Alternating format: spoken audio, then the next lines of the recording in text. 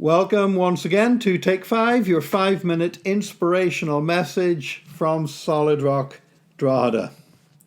In Matthew chapter 5 and verse 33, during the Sermon on the Mount, Jesus said, "Again, you have heard that it was said to the people long ago, 'Do not break your oath, but keep the oaths you have made to the Lord.'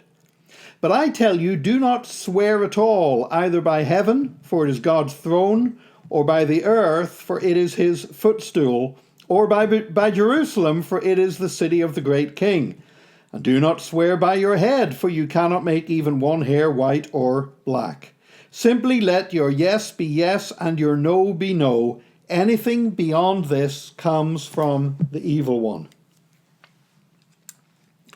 Some years ago, there were some proposals being made for our courts in Ireland that instead of that they were going to take away the Bible. People were saying we should no longer have people swearing an oath on the Bible.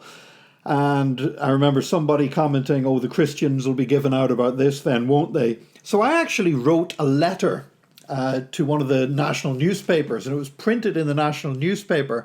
And I pointed out to them that actually it is already a provision under law where you can give testimony as a witness without swearing on the Bible. And actually it wasn't atheists that made that happen. It was Christians. Because years ago, and this actually was when Ireland was still under British rule, and this was one of the many things that passed from British law into Irish law, you had the Quakers. And the Quakers were a group of Christians who believed very strongly that you should not swear oaths because of what Jesus said here. Because basically what you're doing, if you lay your hand on the Bible and say, "I swear that the stuff I say in the witness box is the truth, the whole truth, and nothing but the truth," they said, well, you should be telling the truth all the time anyway. So are you saying you're normally an untruthful person, but now you're going to tell the truth because you've got your hand on the Bible? And so because of those Quakers that refused to swear an oath, it became a provision under law that you can make an affirmation. And that's still legally permissible. If you are called to give witness in an Irish court of law, you can simply make an affirmation. You say, "I affirm that I am speaking the truth." I don't have to swear on a Bible to prove it, because I believe that my life and my testimony before Jesus Christ should be such that I will tell the truth anyway, that I will be a truthful person. You know, sometimes when we're insisting, "I'm honest, you've got to trust me," we actually create doubts in people's mind, because if somebody was truly honest, we would recognize them as such. They wouldn't have to keep telling us how honest they are. Would you buy a used car from a car dealership called Honest Joe's? I wouldn't. I would say if they have to keep telling us that they're honest, maybe they really aren't. I would rather find somebody who has a reputation for honesty. Somebody who everybody else knows to be honest, rather than having to say it for themselves.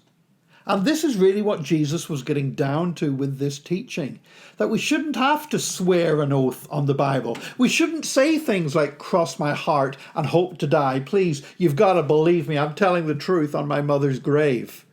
Instead, we should be people who speak truth all the time.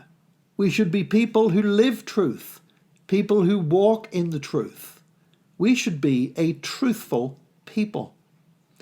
But if you want to be known as that kind of person, then we've got to make sure that we are not going to walk in dishonesty and untruth. You know, those opportunities present themselves.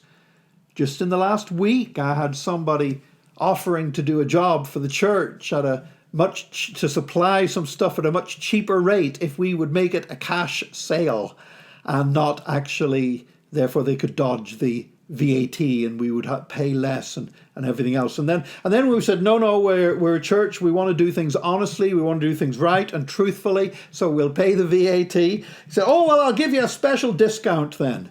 And I thought, my goodness, we've reached the point where you get a special discount for just doing what you're supposed to do anyway, being honest and obeying the law and paying the taxes that are supposed to be paid. We need to be a people of truth. We need to walk in truth. And we won't have to keep telling everybody how truthful we are.